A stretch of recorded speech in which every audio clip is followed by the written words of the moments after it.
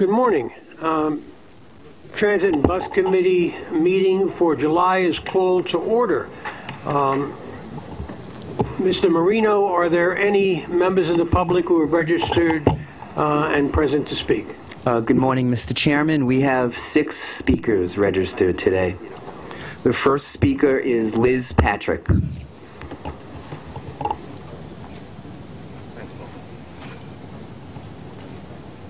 Hello, thank you. My name is Liz Patrick, and I'm here today to speak on behalf of the East 72nd Street Neighborhood Association.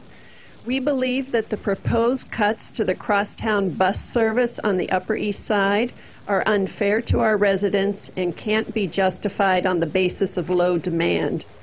Contrary to the assertion that there's insufficient demand for the M72, the M66, and the M31, at last week's Community Board 8 meeting, residents cited many instances when buses were too crowded to board, skipped the stop altogether, leaving riders to wait 12 to 15 minutes for the next bus.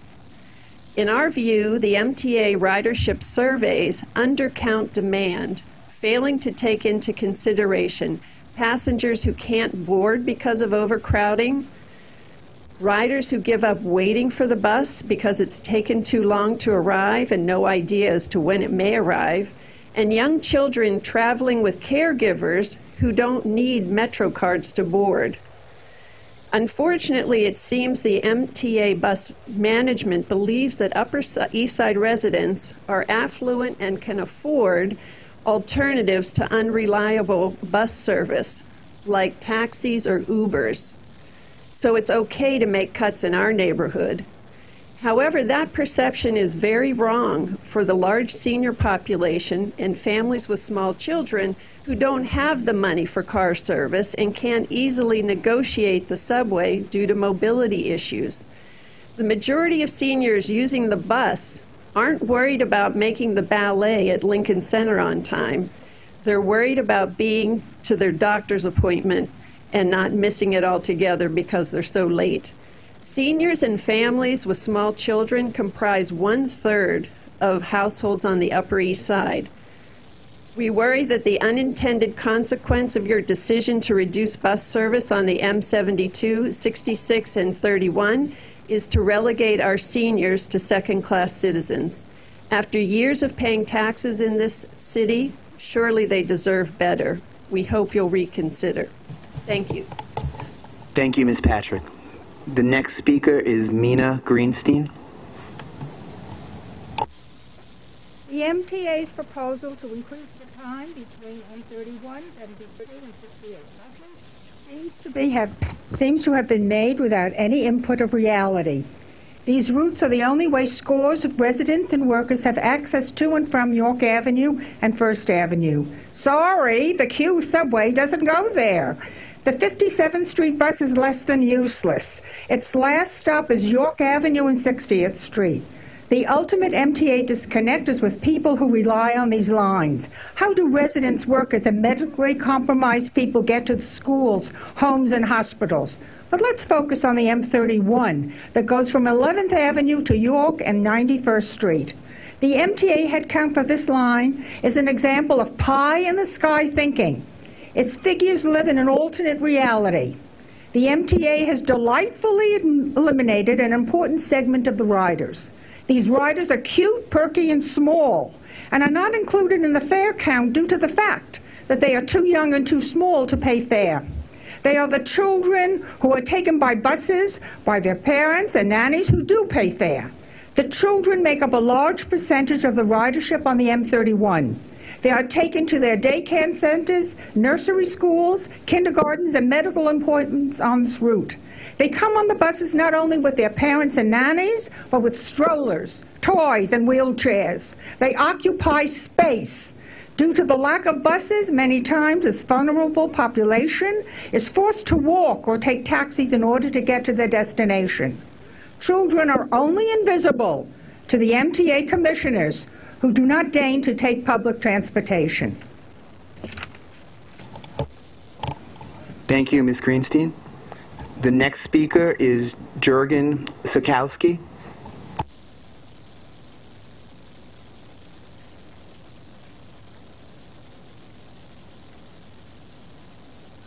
Good morning. My name is Jürgen Sokolowski, and I represent an East 67th Street Tenants Association. To start with, I must say I think the MTA is basically doing quite a good job, and still there are certain areas where improvement is possible, and I want to provide an idea. The MTA wants to cut crosstown bus service on the M31, 66 and 72 lines to benefit other bus lines which supposedly increased ridership. This is based upon a ridership survey of which we don't know the details. But in applying the survey results, the MTA seems to have overlooked the structure of public transportation in Manhattan, namely crosstown transportation above 60th Street relies entirely upon buses. Hence my first comment. No reduction in east-west traffic should be allowed if it is to benefit north-south traffic in Manhattan, because for north-south traffic we have subways. Secondly, buses may indeed be intended to replace the L subway line when that one is shut down for repairs. But the MTA budget for buses should not be used as a subsidy for the MTA budgets for the subways. These are two different items. With respect to the problem of York Avenue and 67th Street of the M66 bus, the bus frequency there needs to be adjusted to the working schedule of the hospitals. Buses there are frequently overfilled, and 3 or 4 sequential buses pass 1st, 2nd, and 3rd Avenue without stopping for passengers to these borders. This is a management issue. Bus drivers should be told to leave space for other passengers coming in. And it doesn't even cost money. It's just a management issue. Thank you. Thank you. The next speaker is Gail Benjamin.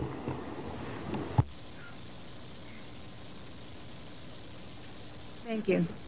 My name is Gail Benjamin, and I live on East 72nd Street. Buses are an integral part of how we on the Upper East Side get around. As you probably know, and as Liz has reminded us, we have the oldest demographic on the Upper East Side, oldest demographic in the city on the Upper East Side. Despite all our advances with the queue, it doesn't always take us where we want to go, and it's really not accessible for many people who are elderly and who are walking from York Avenue. Since I moved to 72nd Street almost 11 years ago, I have been an ardent supporter and user of the M72. Over the past year, my enthusiasm has waned, as the wait times have become longer, particularly as a result of just the wait times have increased, as have and the buses are more crowded.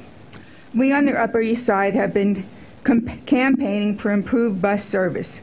Not surprisingly, we were distressed to learn that bus service in our neighborhood, the East 67, the 72, and the 31, was being cut.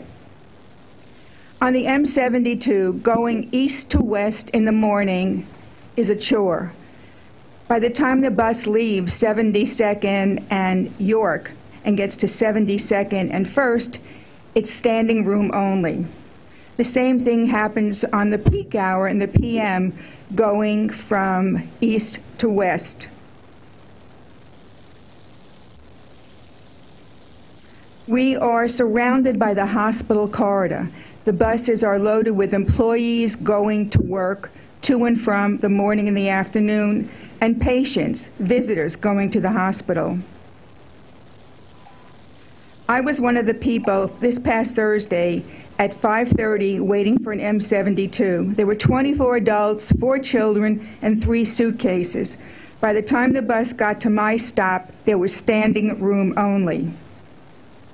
During that time, 2 adults left the stop to take taxis, a very common sight in the bus stops in our neighborhood. We have been told that ridership data for East 72nd Street as for East 66 and M31 justify cuts in the buses. Well, show us the data. Even our electeds have not been able to get the data. Until we see the data, we will continue to push forward to campaign for better bus service on the Upper East Side. Thank you. Thank you. The next speaker is Steve Higashide.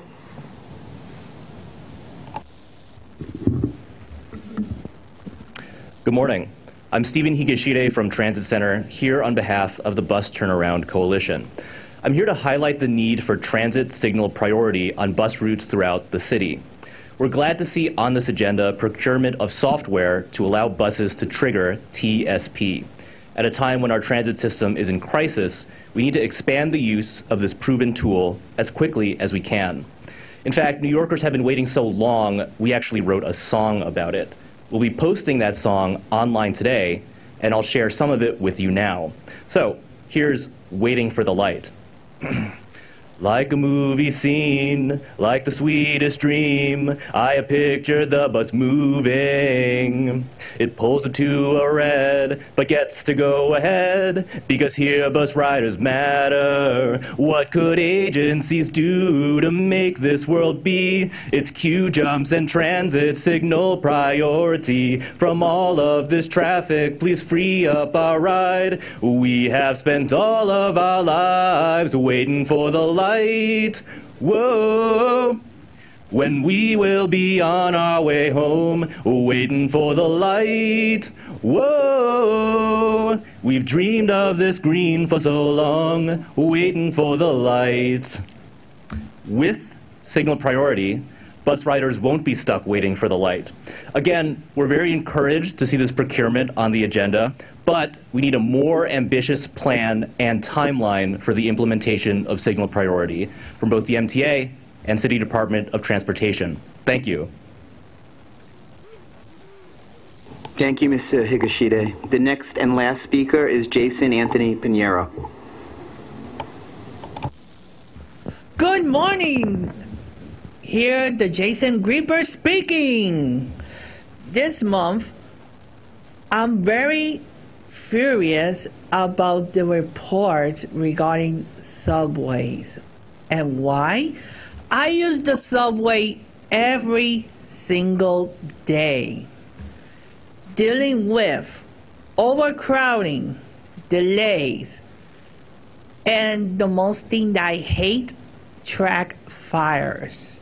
Winter Hamilton, I know that you always pay attention to my remarks, but I think that the initiative of track sweep should be expanded not only to underground stations, but to at grade stations, especially along the Brighton line and Sea Beach lines. And Eric, I know that you always pay attention to my remarks. You should pay attention to this one.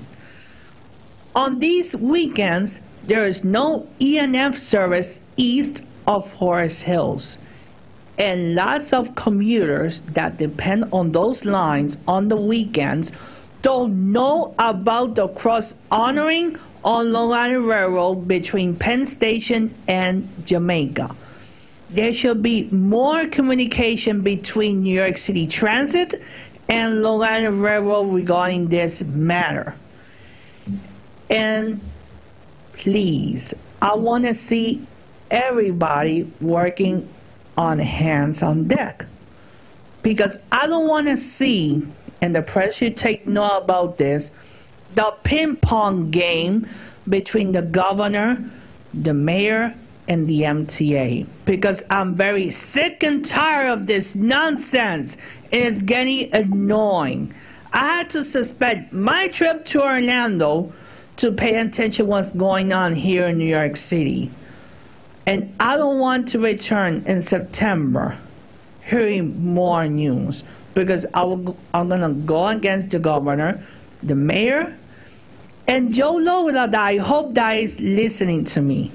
Because his remarks, when I spoke to him privately in Penn Station, they were so disgraceful that it's going to become a NIMBY. So that's all I'm going to say today. I'll see you guys on Wednesday. That was the last speaker, Mr. Chairman.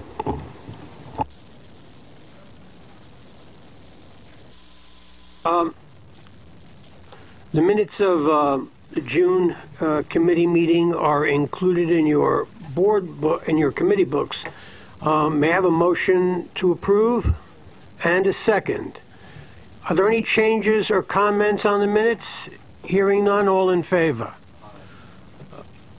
Opposed? Abstaining? The minutes are approved. Are there any changes, Mr. Mulligan, to the work plan? There is not. Then I'll ask Acting President Irick to present his remarks and introduce the operations reports. Good morning, committee members. As you know, New York City Transit has been supporting the LIRR in their plan to mitigate delays while Amtrak performs work at Penn Station. I'm happy to report that the plan has executed well and service continues to operate rather smoothly. During the first week of the LIRR plan, we cross-honored an average of 18,000 customers per AM peak. On the bus side of the house, bus operations continues to provide service at 5 park and ride stations in Long Island. However, we will continue to monitor service and adapt as demand warrants. I will now turn the meeting over to Winton Habershand for the subway's operations report, where he will be providing updated information pertaining to the 2 derailments that we've experienced since we've last met.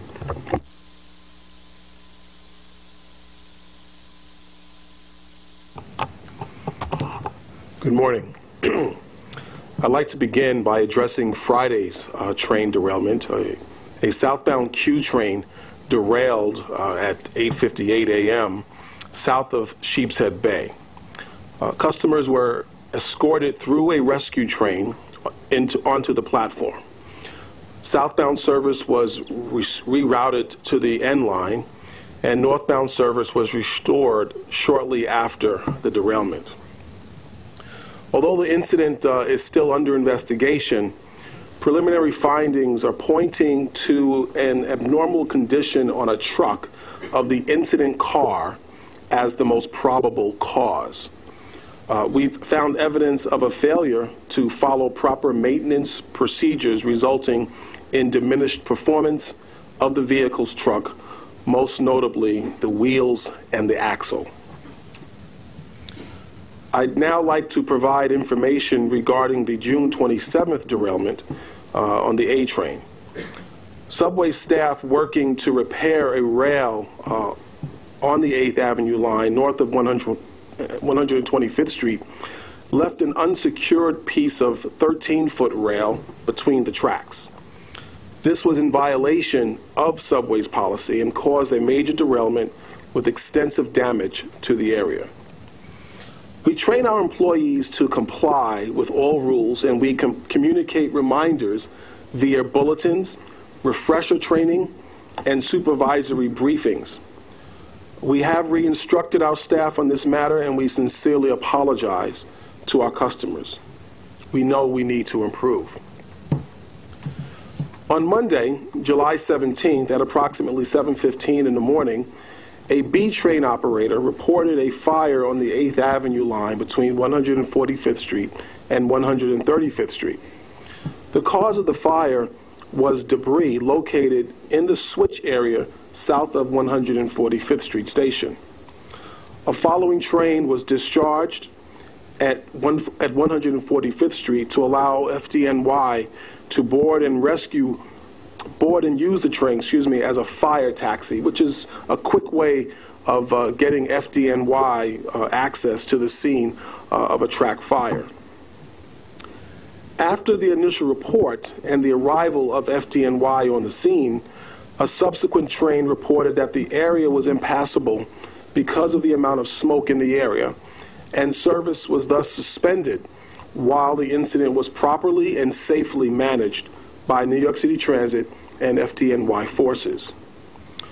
While litter proved to be the root cause of the incident, we have directed staff to give more attention to debris located in switch areas outside of the station, where debris tends to accumulate.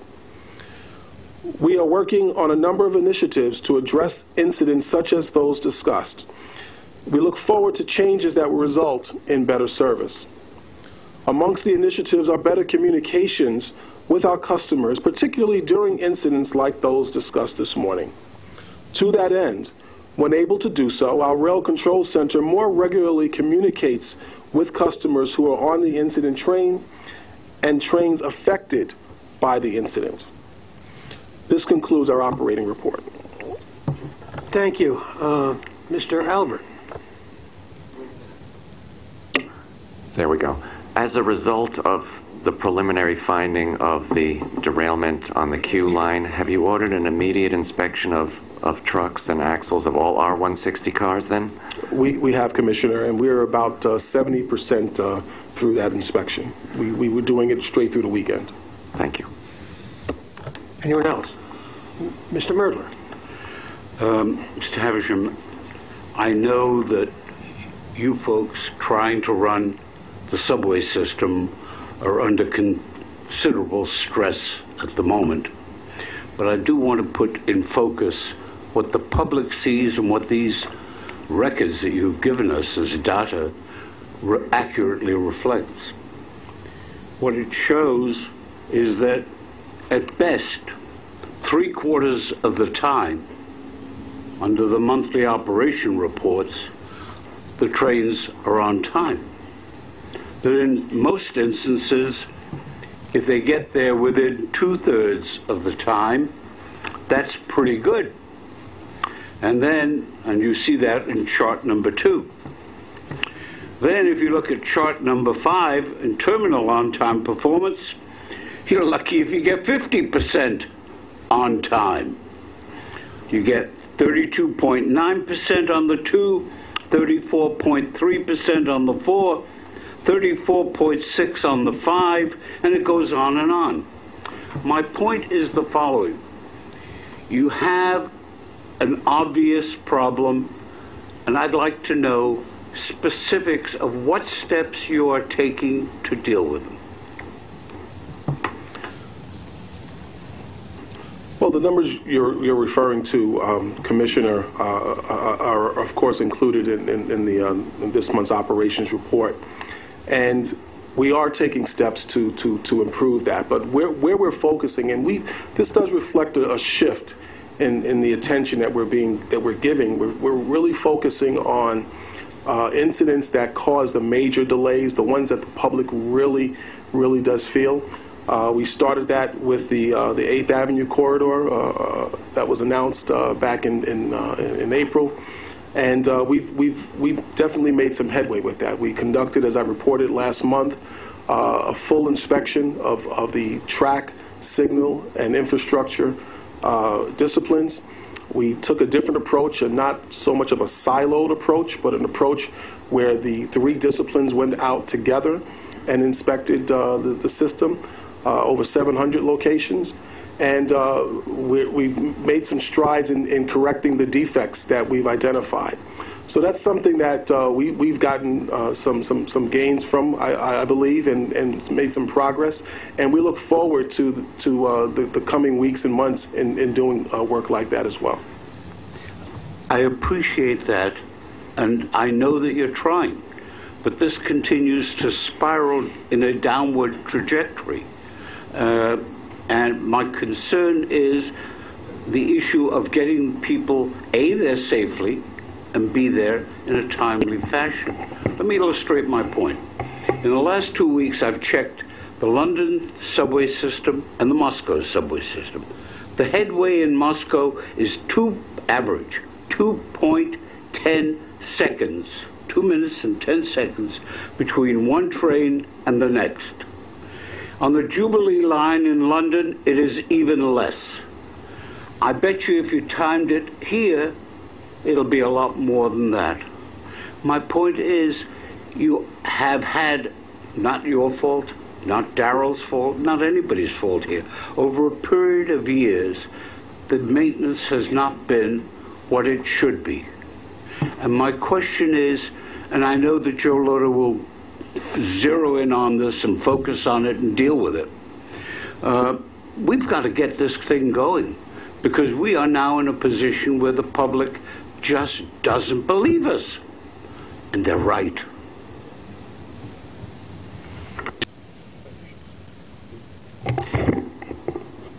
Just as a follow-up, I have to support Winton in his comments around incidents. When we look at major incidents, we define that as when at least 50 to 100 trains are affected. So one incident can ruin the line for the day.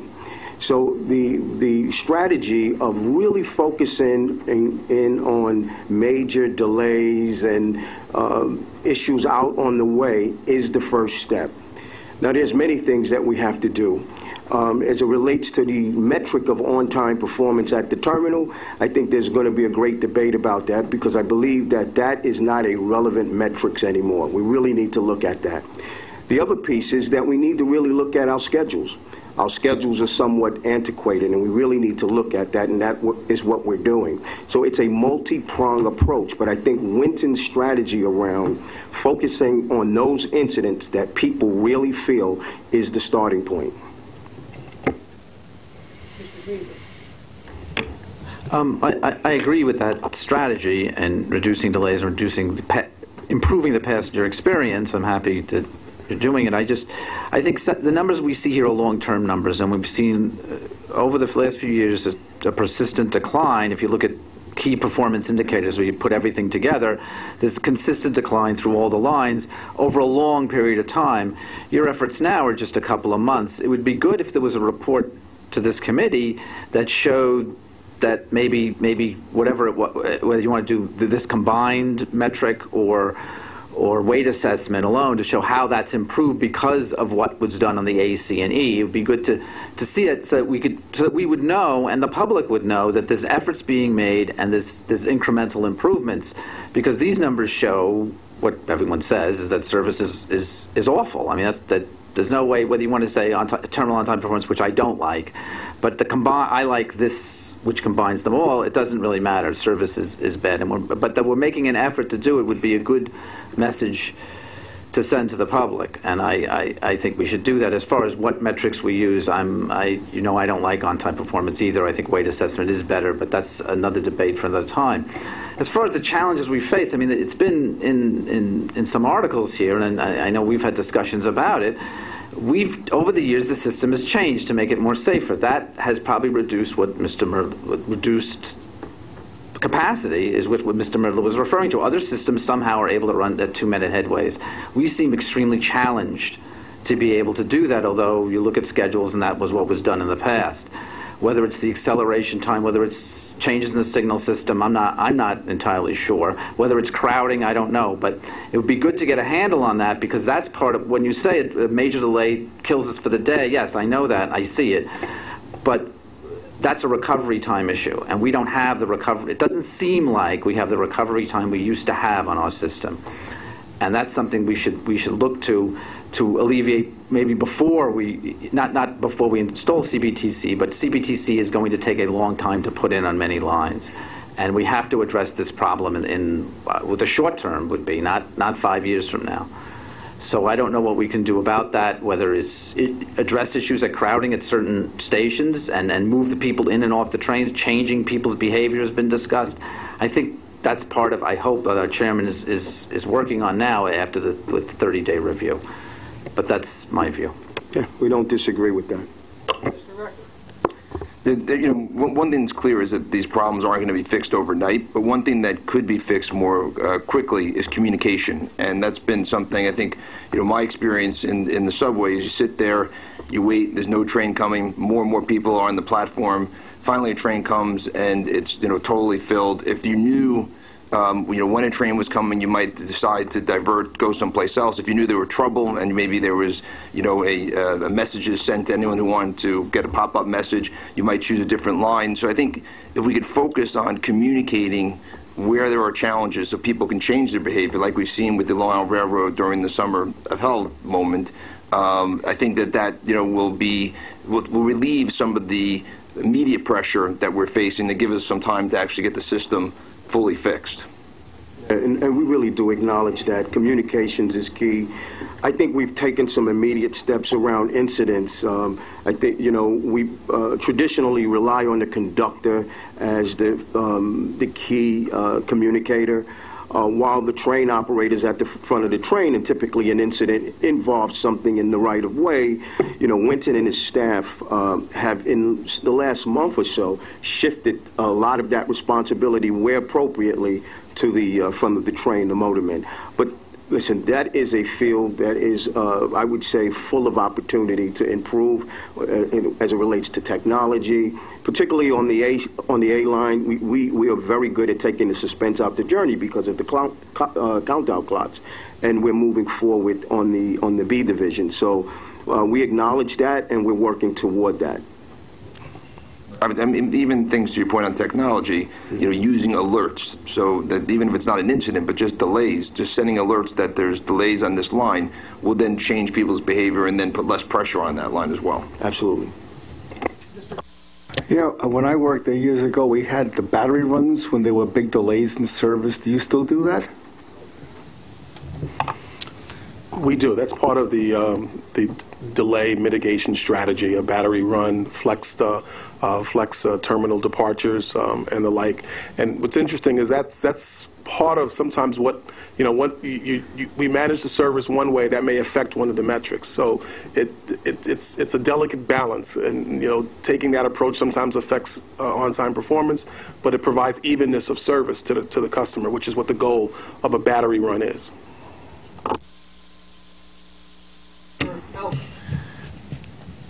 So those of us that ride frequently see different trip times for many of our exact same journeys. For instance, my trip here can take me as short as 20 minutes, or it can take between 40 and 50 minutes.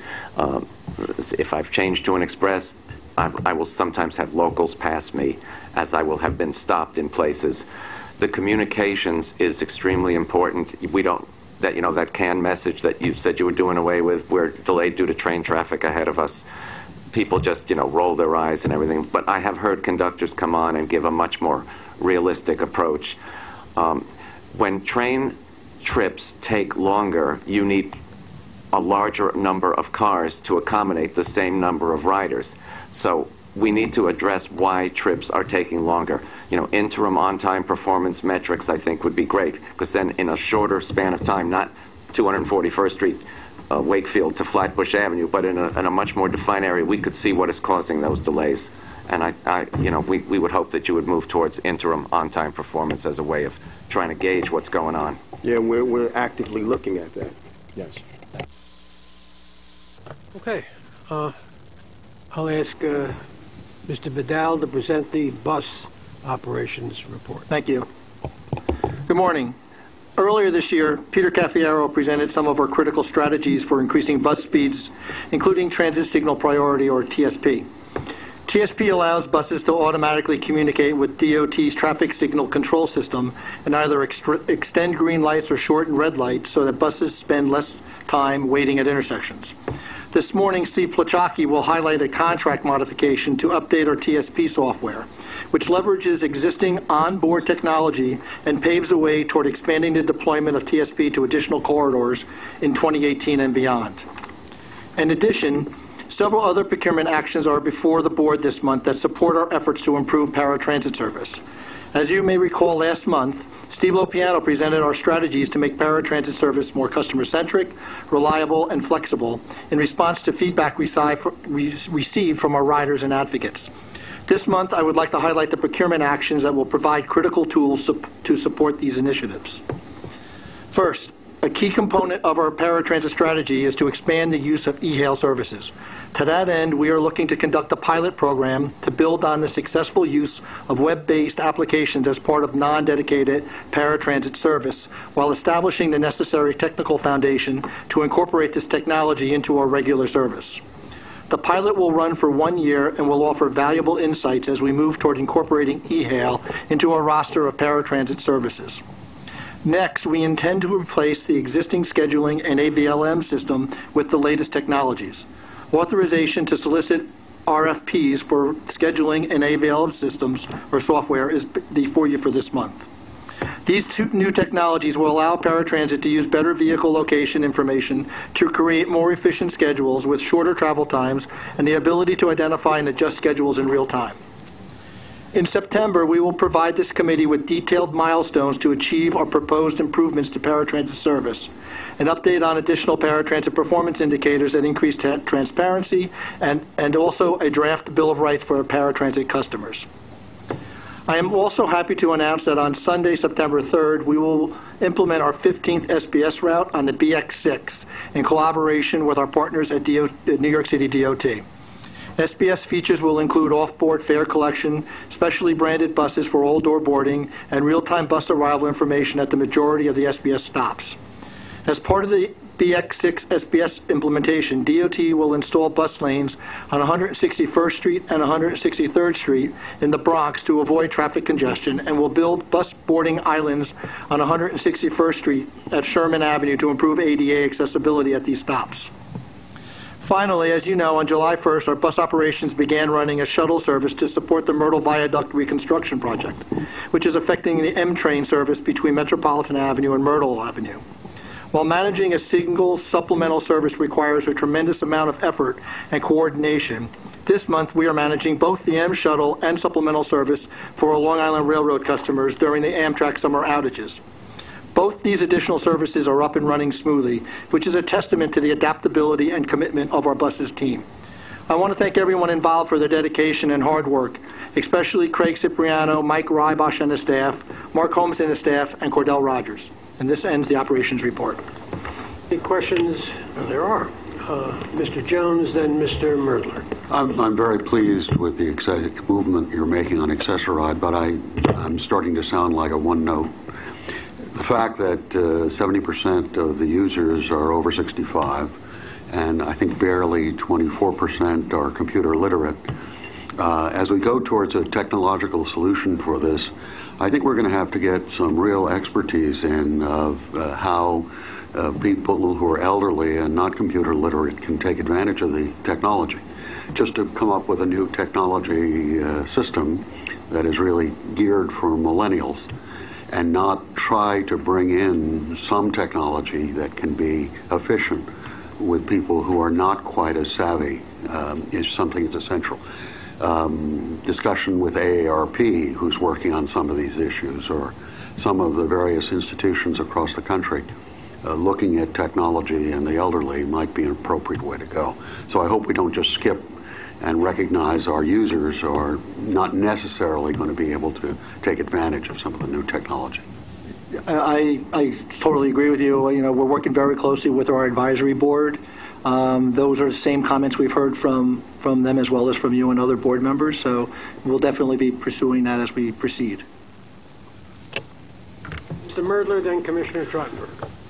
Mr. Vidal, let me suggest that as part of your program, you take a good hard look at the process by which the telephones are answered by the various people who answer them as part of the paratransit problem. I will show you later a report or an oral statement from the former president of the Northwest Bronx Clergy Coalition. The rudeness that people encounter, the shortness which people encounter, is not acceptable. It's not your fault, obviously. It's obviously not an MTA fault. But we have got to start cracking down on those who have the responsibility to be civil, at least civil, in answering customer questions. Thank you.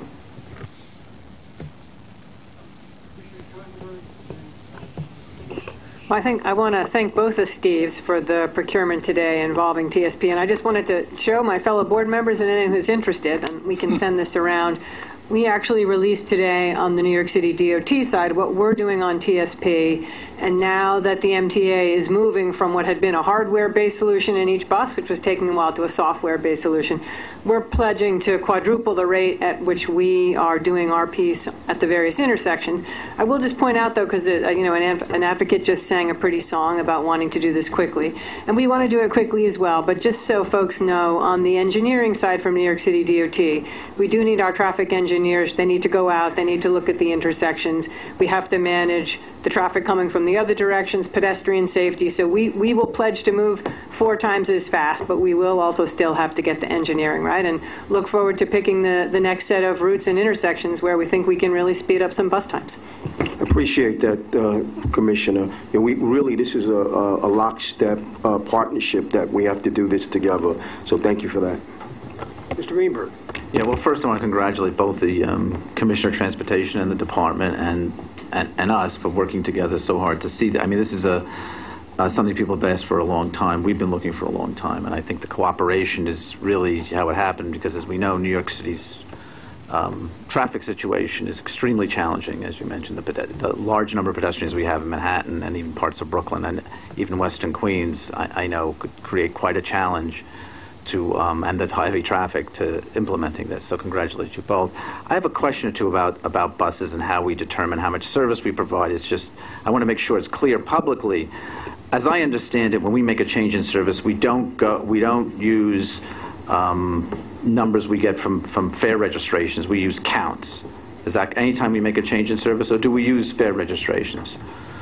So at this point, we use electronic data, which is based on fare payment and bus location to identify routes, and we calibrate that number with actual observations for people who are not, for whatever reason, being registered in the fares. But we, by that method, are able to get a lot more observations because we can look at many, many more days of electronic data, but then we have calibrated that with onboard observations that continue. So we no longer do strictly with human counts. We're basically using a lot of the fare-based data, but it does in fact include those who don't pay fares for whatever reason. Okay, so we're pretty confident that the number of people we think are riding a bus are actually riding that bus on average, I suppose. Is this supposed to, and do we, and we check that to make sure we're correct. Even, I mean, it's at times when people object and say we think there's more people riding. Do we go out there and double check that? Absolutely. In fact, in the case that the speakers raised today, we in fact did go out and observe. At this point, it's in the summer, so we'll make the commitment to go out again in September to triple check. But we believe that these are. And they're relatively minor adjustments in service that we informed the board last month about. Mr. Mert, Ms. Vanterpool. Peter, aren't the people who ride the crosstown buses in a somewhat different position than those who ride the buses and where we take the data that go north, south, and the like? In that, as was pointed out by one of the speakers, there is an alternative for the north-south passenger in the subways in many instances, whereas the people who have the crosstown have a real problem. I wonder, this is not a new criticism that has been leveled. Could you take another look, please, at the sufficiency of the service for the crosstown passengers, please? We apply the same standard to all our buses throughout the system. We don't look at whether there's an alternative or not. It's really how many people are riding the bus. But we certainly continue to review those routes, and as I stated before, we will go out in September and look again at actual ridership on these routes. But doesn't that underscore the point that both Joe Loda and others have made? We did it this way, we've always done it this way, and why should we change it? That's got to change. Those folks are in a different position, and they ought to be viewed differently. At least think about it. We will absolutely take another look at it. Ms. Vanterpool, then Mr. Albert again. Considering that TSP was first piloted on Victory Boulevard in 2006, it's incredibly encouraging to see the progress over the past 4 months since we got the very first update on how the bus system was going to be overhauled by Peter in March. And it's great to see that speed. Obviously, the 11 years since TSP was first introduced, we have a better understanding of the operational challenges, and Commissioner Chartenberg has talked about them, as have MTA staff in the past. And it's great to know that the schedule moving forward for the full rollout is expedited and expanded, of course, with this procurement we'll be voting on later today. This technology is only as promising as it's coupled with other operational and physical changes. So operational efficiencies, which we've talked about before, but physical infrastructure improvements, and the Commissioner has talked about this, as have others, just more bus lanes, and we need more political support for physically separated bus lanes throughout New York City. And the importance of this is what we've all talked about as we deal with the challenges in our subway system, making sure that our bus system can continue to absorb and attract passengers as we make the necessary changes in the subway network. So congratulations and thank you to the staff who have been working on the TSP rollout. As someone who has been talking about improved bus service for a decade, it's great to see this procurement package moving forward. Thank you. Mr. Albert. On the issue of transit signal priority, what will be the way that it is handled when two bus lines that have TSP intersect with one another? Will the bus that is running the latest get the priority, or? Well, I'll jump in on that one. I mean, that's why you have to take a little time and get the traffic engineering correct, and you have to look at how much time you're giving to each phase. And again, increasingly an issue in Manhattan and Brooklyn is how much time are we giving pedestrians? So it's a challenge. And just so folks know, sometimes when you're doing a whole corridor with TSP, you may not do it at every single intersection. You have to have a pretty tailored engineering approach, because that's how you want to be sure you're maximizing traffic flow and bus movements in both directions and keeping pedestrians safe. So we'll be going intersection by intersection. I appreciate that explanation. From the bus service operator's point of view, what would be the priority? Which bus would likely get the priority? The one that was running later, or the one that arrived at the intersection first? It's not who's running later. It's if you look at our report, you'll see it's essentially if a bus is approaching an intersection and the light is about to turn red, TSP will enable us to hold that light green for some extra seconds. But you have to look at the effect that has on the traffic coming the other direction and pedestrian movement. So it's more to do with the general traffic dynamics of the intersection. I got it. But just to be clear, Andrew, I mean, we work, I think, very closely with the MTA on which are the promising routes, ones that are high volume. And just to expound a little further on it, there's some places where TSP works better than others. Like in the part of Manhattan that is largely a grid, where we already have the signals somewhat programmed to hopefully produce a wave, less useful than in parts of the city that it's less of a clear-cut grid. So there are a bunch of niceties to the best places to do this, and I think we've worked well together in finding those corridors and those intersections. I think the first place this was tried out was on the BX12 on Fordham Road, was it not? Yeah, it was. We didn't do it on Fordham Road? I thought we had. As Commissioner Vanderpool pointed out, we actually did Victory Boulevard. Yeah, we first did Staten Island, actually. And then Fordham with a later generation. This particular iteration, M15 was the test, where we did the formal test. No. Thank you. Then I will ask Mr. Heyman to present the safety report in place of Cheryl Kennedy. Thank you and good morning. Turning to the first grid on safety performance, results were as follows. With the exception of fires, all items discussed referred to rates. Subway customer accidents increased when comparing the 12-month period of May 2016 through April 2017 with the prior 12 months, primarily due to slip, trip, fall incidents. Subway fires increased when comparing June 2016 through May 2017 with the prior 12-month period, but decreased on a monthly basis. 99.5% of fires reported for the 12-month period were of low or average severity. When analyzing bus performance, bus collisions and customer accidents were up when comparing June 2016 through May 2017 with the prior 12-month period. Bus collisions, collision injuries, and customer accidents were all down on the monthly basis when comparing May 2017 to May 2016. Employee lost time accidents decreased when comparing June 2016 through May 2017 with the prior 12-month period. Turning to the second grid on leading indicators, all projects are progressing along and are expected to meet their targets. That completes the safety report. Okay.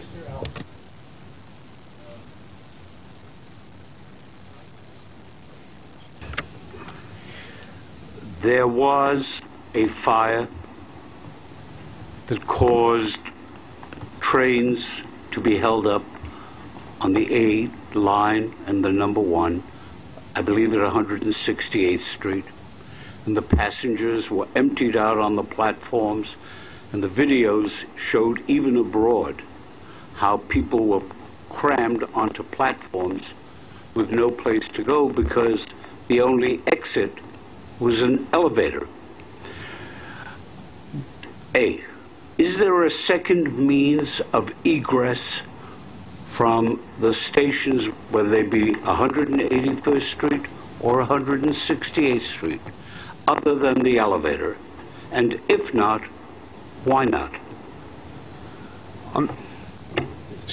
John, could you jump in? I want to talk a little bit about the feasibility of alternate egress. First off, we are looking at, Darrell has requested that we take a look at what it would take to add stair capacity. There is stair capacity there, but what we would need to do to add stair capacity for a situation like that.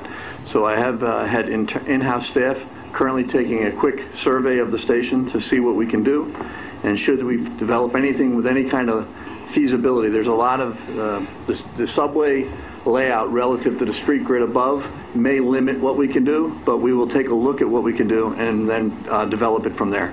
So I don't have a defined answer for you right now, except to say to you that we are looking at it, we understand the issue, and we're going to try to resolve it. What I would like to ask you to do at the same time is the following. When you get on an airplane, among the first things they tell you as they go through their spiel on safety and how to get out of a plane is that when there's a problem, there are lights that point you to an exit vehicle. When you do this, would you please take a look at what can be done so that the public knows there is a second means of egress? Here is where it is, and here's how you can safely proceed. Would you take a look at that too? Yes. Thank you. Can we get a breakdown on the fires of how many are refuse and how many are electrical related? Thank you. If there is no one else, then I will ask Chief Coogan to present the crime report. Good morning. As the report you have before you reflects, total major felonies in transit were up 3.9% year-to-date, with 45 additional incidents by the end of June. As of last week, however, transit crime was up 2.5%, with only 31 additional incidents. There have been 4 more felony assaults and 68 additional grand larceny incidents year-to-date. Robberies remain at a record low this year, with 44 fewer incidents, a 16% decline from last year. In fact, earlier this month, we experienced one of the lowest weeks for transit crime in recent history. For the month of June, there were 8 more major felonies than during June of last year. With declines in robbery and felony assault during the month, this entire increase can be attributed to 16 additional grand larcenies. Total violent crimes, murder, rape, robbery, and assault combined, remain down year-to-date in transit with a 7.2% decline. 36% of the total major felonies year-to-date were committed in Manhattan, 29% in Brooklyn, 19% in the Bronx, and 16% occurred in Queens. The year-to-date number of major felonies per day increased from 6.4 to 6.7, though the year-to-date decline in robberies has brought the average number of these incidents per day down from 1.4 to 1.2. The recent crime numbers show that property thefts are just about the only reason for the slight increase in overall transit crime this year. As you know, most of these thefts are committed by a relatively small number of offenders. These are our most persistent criminals who make a career of taking advantage of subway riders and many times passengers who have fallen asleep. Among them, Daniel Gilla, who has 59 prior arrests, including 17 within the subways, many are for grand larceny. Romaine Mazik with 44 prior arrests, including 9 larcenies and 8 robberies. Lynn Vaughn with 40 total arrests. She was sought in 3 separate grand larceny investigations when this parole absconder was most recently arrested within transit last week after our officers observed her removing a wallet from a woman's bag. We had reason to believe Vaughn was involved in at least 2 grand larceny patterns, and as these investigations expanded, she was ultimately charged with 17 additional grand larceny incidents dating back to 2016, both inside and outside of the subway system. One of the patterns involved the musical Hamilton, where she was hitting on people as they were waiting to go in to see the musical. And finally, Malcolm Reed, a name we have mentioned before, arrested 55 times with an extensive history of grand larceny and robbery. Reed continues to try to keep us from maintaining an orderly transit system and from bringing thefts down to record lows once again. Each of these persons were among those arrested within transit this year. Thankfully, each of these individuals are currently in custody. They are typical examples of the relatively small number of offenders that I am referring to, those who have the greatest impact on subway crime. Thank you for the opportunity to update you, and I want to wish everyone a safe and enjoyable summer, and I welcome any questions or comments that you may have. Questions or comments on the crime report? Mr. Merdler. Chief Cogan, first let me congratulate you and your folk for doing a terrific job. Thank you. My comments affect me personally, and therefore they are going to be highly emotional. On page 56 and 55 of the report are listed the hate crimes that your folks have been able to address. Predominant among them are anti-Semitic remarks, anti-Semitic attacks, as well as sexual assaults as well. Those are the 2 major increases in the area. But the numbers in the anti-Semitic area are staggering. For those of us, a diminishing group, who survived the Holocaust, this was the precise predicate in Germany for what then ensued. Anti-Semitic slurs, the word Jude written on my grandparents' store. We didn't act then. We must act now. I'm going to ask you to talk to Chief Byrne and get the following information.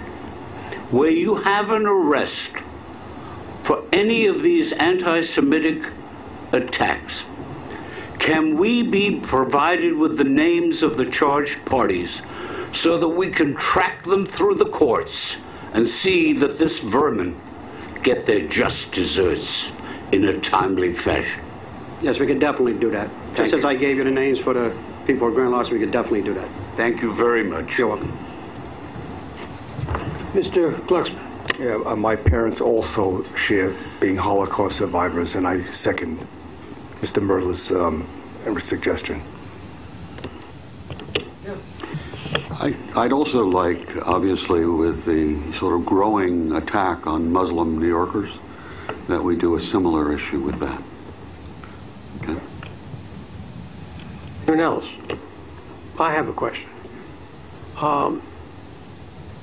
Where are we, Chief, on stepped-up enforcement of littering, which inevitably finds its way onto the tracks and too often creates hazardous conditions that can lead to a fire?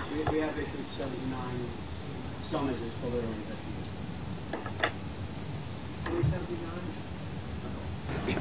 We've issued 79 summonses this year for littering. It seems to be a very small number of summonses for a very large problem. Is there a mismatch here?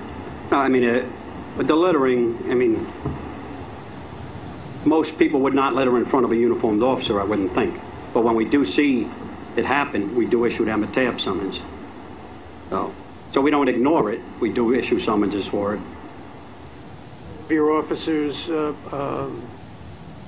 advise that this is a I've advised them in the past, and I will bring the issue for us. I will bring it up again. Yes. Thank you. We'll make sure our commanding officers, that would be very helpful. Thank you. At our roll calls, remind the officers how serious the problem is, how it can cause fires. Thank you. Chief, Metzger. thank you. On page 53, you have the June activity report, and it does appear that your total arrests and total summonses is a bit declined from last year, and I'd like to know if there is a reason for that or if you will catch up. Part of the reason for the decrease in arrests, I mean, we did change things, for some minor crimes last March or whatever. We came out with some new orders, so they aren't arrestable offenses no more. So that is one of the major reasons.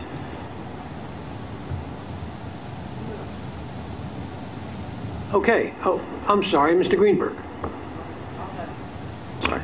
On that note, I was under the impression that people would be given TAB summonses or in some of those minor offenses. Is that happening? Because we see a decrease in those as well. Yes, we do issue tabs for those. Yes. How come or criminal court summonses. Oh, okay. How come there's that's the summonses? Okay, but how come there's a decrease in them overall and everything? I mean, I would think if there's a shift from the minor crimes to the TAB summonses, we would see an increase in TABs. Yeah.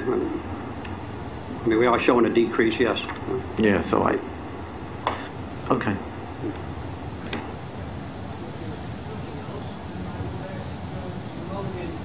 To present the finance report. Preliminary May 2017 New York City Transit farebox revenue of $390.1 million was $8.6 million, 2.2% below budget. Year-to-date revenue was $1.82 billion, $31.9 million, or 1.7% below budget due to a negative ridership, due to a negative ridership trend as well as adverse weather during the first quarter. Preliminary May 2017 New York City Transit operating expenses were below budget by $7 million, 1%. Labor expenses exceeded budget by a net 0.9 million, 0.2%, as additional costs for overtime maintenance and vacancy absentee coverage requirements were essentially offset by favorable reimbursable overhead credits resulting from higher reimbursable overtime requirements. Non-labor expenses were under budget by $7.9 million, 5.1%, including favorable results reported in most accounts. Year-to-date, operating expenses were less than budget by $71.1 million, 2.1%, including lower net labor costs of $38.2 million, 1.5%, and non-labor net underruns of $3.8 million, 4.3%, with again most accounts reporting favorable results. Preliminary ridership. May 2017 New York City Transit ridership totaled 208.8 million, 2.7 below budget. May 2017 New York City Transit average weekday ridership results compared to May 2016 were as follows. Average weekday subway ridership was 5.8 million, a decrease of 0.6%, and average weekday local ridership was 2 million, a decrease of 5.6%. Express bus ridership was 42,000, a decrease of 1%, and paratransit ridership was 29,000, a decrease of 0.3%. An early look at the preliminary June 2017 financial results. Preliminary June 2017 farebox revenue of $387.6 million was $4.8 million, 1.2% below budget. Preliminary June 2017 operating expenses were below budget by $35.8 million, 5.2%. Mr. Vidal, present the bus finance report. Thank you. May 2017 year-to-date preliminary farebox revenue was $86.9 million, or 3.4% below budget. MTA bus year-to-date non-reimbursable expenses were below budget by $7.7 million, or 2.6%. Labor expenses exceeded budget by $4.6 million, or 2%, primarily due to the timing of reimbursable projects, higher running time and traffic vacancies, availability, weather, and the timing of billings. Non-labor expenses were under budget by $12.3 million, or 15.5%, primarily due to the timing of maintenance contracts. On to ridership. MTA bus preliminary ridership for May 2017 was $10.9 million, or 1.9% below budget. The 12-month rolling average through May 2017 showed a decline of 1.4% in weekday ridership and remained relatively flat for weekend ridership as compared to the prior year. This concludes the MTA bus finance and ridership report. Thank you. Any questions or comment on these two finance reports? Hearing none, I'll ask John O'Grady to address the capital program. Good afternoon. Capital program results. Commitments during May 2017 totaled $175.3 million. This included $87 million worth of priority structural component repairs on the 4th Avenue line in Brooklyn, the purchase of 202 non-revenue vehicles, and multiple projects for replacement of track and switch components both on mainline track as well as in rail yards. Completions during the month of May totaled $19 million, which included multiple projects for the replacement of mainline track and yard as part of the track and switch program, as well as multiple projects for the replacement of mainline and yard switches as part of the track and switch program. That concludes the capital program report. Are there any questions or comments on that and on the totality of the operations report? Hearing none, I'll ask Steve Plachocki to present the procurements. Good afternoon. The procurement package, which presents New York City Transit and MTA capital construction procurements, includes 8 actions totaling $74.1 million in expenditures. I would like to highlight 2 procurement actions included in this month's agenda. The first is for the award of a 1-year test and evaluation contract in the estimated amount of $11.6 million to Verifone Transportation Systems Incorporated to provide paratransit service for Access-a-Ride customers through the use of web-based applications. Verifone is an e-hail company that dispatches trips to yellow and green medallion taxicabs in New York City and uses a key part of its North American business to serve the technological needs of the for-hire vehicle industry through web-based applications and mobile data terminals. The test and evaluation contract to Verifone is the first of multiple awards expected to be made to e-hail companies on the Paratransit AAR program. Paratransit also anticipates using web-based applications offered by Transportation Network Connectivity, or TNC companies, that dispatch trips to licensed drivers who use personal vehicles to perform the trips. Under this pilot contract, Paratransit will book AAR trips through Verifone's web-based application. Trips are then electronically distributed to New York City Transit, New York City TLC licensed yellow and green taxi cabs that currently use Verifone's mobile data terminals. This allows Paratransit to continue to supplement primary carrier service by expanding its non-dedicated service platform and providing additional capacity at a significantly lower cost. It is also anticipated that through this pilot, AAR customers will ultimately use the web-based application directly and experience increased flexibility in booking and managing their trips. Pricing for this pilot contract was negotiated as a fixed price per trip based on the distance of the trip at an average rate of $35.91 per trip. This average rate per trip is approximately 47% lower than the cost for primary carrier service, which is an estimated $68.71 per trip. The difference in price is expected to yield approximately $9.9 million in savings. The second action is the award of a modification in the estimated amount of $10 million to an existing contract with Global Traffic Technologies, also known as GTT. This contract modification will enable New York City Transit and MTA Bus Company to accelerate the deployment of Transit Signal Priority, or TSP, while strategically utilizing technology already installed on 60% of the MTA's fleet of buses. The base contract approved by the Board in September 2012 is the result of a competitive RFP in which the Selection Committee voted unanimously to recommend the award of this contract to GTT based on its superior technical ranking and offering the best overall value to New York City Transit. The contract initiated a two-phase TSP project to outfit buses with TSP. During Phase 1, 48 articulated buses were equipped and operated on the M15 Select Bus Service, or SBS corridor in Manhattan. During Phase 2, an option was exercised which expanded the program and equipped 200 additional buses on SBS corridors in the 5 boroughs. The contract is part of a project through which New York City Department of Transportation is deploying a centralized TSP system in New York City. The aim of this project is to improve bus service reliability and on-time performance on specific segments of high ridership and high-frequency routes through the prioritization of green traffic signals for buses. After substantial deployment, studies were conducted by New York City DOT and New York City Transit that indicated TSP reduced the amount of time buses were stopped at red lights and reduced route durations across all routes and time periods. The success of the studies indicate that TSP is a viable long-term solution to improve bus service. This modification will implement Phase 3 of the project, which calls for deploying TSP to the remaining fleet by installing TSP application onto computers already installed on the MTA's bus fleet and are now included on all new bus deliveries.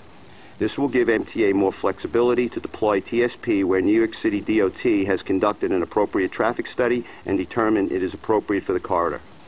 The Department of Buses and Procurement conducted market research which indicated that GTT is the preeminent provider of centralized TSP in North America. By modifying this contract, the MTA will be able to deploy GTT's centralized TSP software application on an expedited basis, equating to a savings of at least 1 year as compared to alternate approaches. This savings is due to the fact that GTT TSP application is already proven to work in New York City and is certified by DOT to meet its operating requirements, which include stringent timing protocols. As a result, New York City Transit will be able to begin deploying GTT TSP application onto buses as early as the first quarter of 2018 and continue to work with New York City DOT to expand the number of TSP corridors. Procurement was able to successfully negotiate a final price of $9,994,351 for the purchase and installation of the software application on up to 6,000 buses and software and maintenance support through 2024. This final price is approximately $3.1 million, or 23.5% below DOB's estimate of approximately $13 million, and has been deemed fair and reasonable by New York City Transit's Cost Price Analysis Unit based on the results of a cost audit performed by MTA Audit Services. I request your approval of all items in the agenda. May I have a motion to approve and a second? Are there any questions or comments? Mr. Merdler, then Stephen, page 126 of the book. The subcontractor for Comstock, Moore Trench. Mr. Merdler, please speak more clearly into your mic. The subcontractor for Comstock, Moore Trench, was found guilty of having, or was adjudicated as having, a significant adverse incident, which was signed off in 2014. A couple of years later, there was another significant adverse incident. And again, the then presiding officer and counsel said, go ahead and do business with them. My question is, how many strikes before you're out? Because a significant adverse incident necessarily means that they have, under your rules, as you have properly applied them, means they have done something that is either criminal in nature, whether it be bribery or the like, or they have committed some major offense. How many strikes before you're out? Well, I don't think we count them as strikes. We look at their performance, and we also look at what they've done to either deal with the problem that they had and or whether or not they've eliminated the people from their organization that were affiliated with those problems. The extent to which Moore Trench is a good performing contractor and has had issues, as many contractors and subcontractors have in the past, we hold responsibility hearings and we hold them accountable. The FTA in particular has reviewed it, and they continue to receive awards from the FTA, and they were not debarred. And when we look at contractors and their responsibility, again, we don't look at it as the number of strikes. We look at whether they're recidivists in that particular area, whether or not these issues occurred on or around the same time, and they've provided corrective action, which we believe would heal the company. That's the way we look at it. But under your rules, and indeed as stated in the book, you look to determine whether or not they are responsible. Absolutely. And it is only on a finding by the chairman or whoever then is the chief executive officer and the general counsel that they are responsible that the SAI is waived. Here, after the finding they were responsible, they did it again.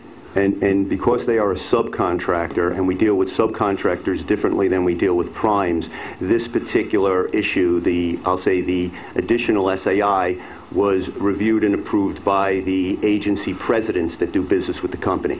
So prime responsibility rises to the chairman and the president, but subcontractor responsibility under our responsibility guidelines get reviewed by the same group of folks and go to the presidents. I will also say that when we look at significant adverse information, I think I'd be remiss not to mention that we also involve the OIG, the MTA OIG in those findings, and they are also corroborated in terms of when we move forward if there's anything else out there.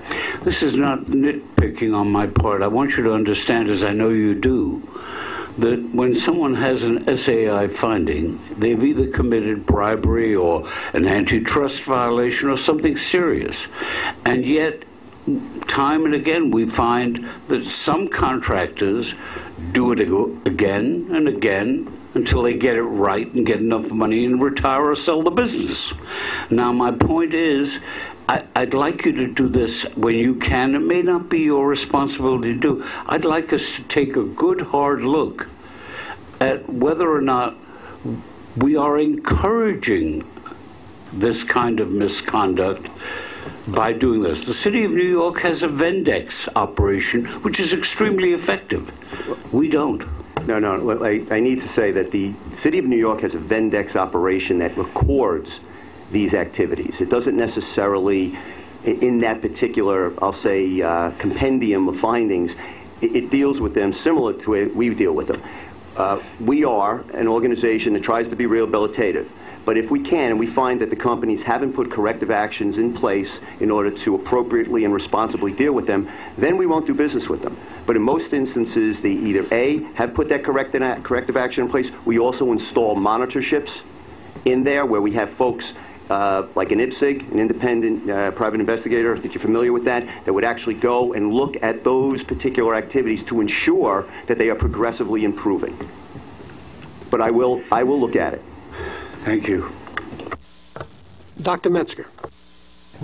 I don't think this is a question that Steve can answer because it's not technically about purchasing, although I will say that I'm very pleased to see that the design-build process is being used successfully. I've long been a supporter of CBTC, but I'm still trying to get my head around the total costs and the total benefit in trains per hour. Does anyone recall how many trains per hour we got when the CBTC first went in and what we're going to get out of this? I can try and feel that. The original contract or the original line had before CBTC had 12 to 15 trains per hour. When we installed CBTC as it exists now, we moved to 20 trains per hour on this line. Our goal, through the increased use of CBTC as well as the upgrade in the power substations, will allow us to move to 22. All in all, pretty substantive. Very good. I'm happy to hear that. If there is no one else, don't consider that an invitation. I am going to ask John O'Grady to present the action item for our consideration and approval. Good afternoon. New York City Transit proposes to build an emergency ventilation plant for the Lexington Avenue subway line between 33rd Street Station and the 42nd Street Station in Manhattan. Hold on, John. I apologize. I beg your pardon. I'm told we didn't vote. All in favor? Opposed? Abstaining? The procurement's carried. Thank you. Thank you.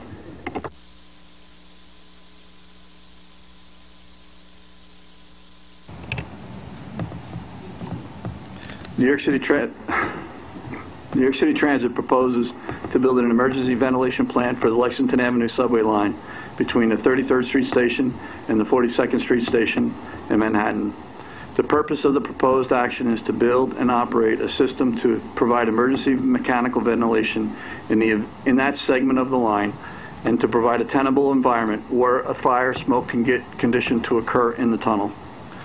Public comment has been solicited over a year-plus period through the scoping phase comment period, public meetings, hearings, and the environmental impact statement phase. All public input that New York City Transit received was addressed in the final environmental impact statement. The environmental impact statement process began with the identification of 13 alternatives, and MTA New York City Transit has concluded that what we refer to as Alternative 12, locating this vent plant in the street bed of the northbound lanes of Park Avenue between East 36th Street and East 38th Street, is the preferred alternative for the reasons set forth in the finding statements annexed to the staff summary. It is requested that the MTA Board adopt the finding statements for the MTA New York City Transit Lexington Avenue subway line emergency ventilation plant between 33rd Street, Park Avenue, and Grand Central Terminal, 42nd Street, thus concluding the State Environmental Quality Review Act environmental review. I ask for your approval of this action to proceed with the adoption of findings statement to conclude the secret process. Thank you. Thank you. May I have a motion and second on this action item? Somebody? Anybody wish to make a comment? Can you just give me an idea? It's probably in it and I just missed it. How disruptive is this process going to be in terms of... I'm sorry, I didn't quite hear you. How disruptive do you expect this process to be of the traffic in that section of the city? I don't want to understate what building on Park Avenue would be. It's a large excavation. It would be several hundred feet long, probably 30 to 40 feet wide and 30 plus feet deep. So this is a project that would probably, it's not designed yet, so right. This is just a site selection. But assuming the design would proceed and the construction would proceed as we have with other ventilation plants, it's probably a project that would last about 4 years in construction, the hard part of the construction. So you would see a significant amount of excavation in order to provide this facility. Once the excavation is complete, we would be plated over, and you would have road plates to allow for complete street traffic as well as sidewalk capacity. But it would be an involved construction project. Okay, thank you.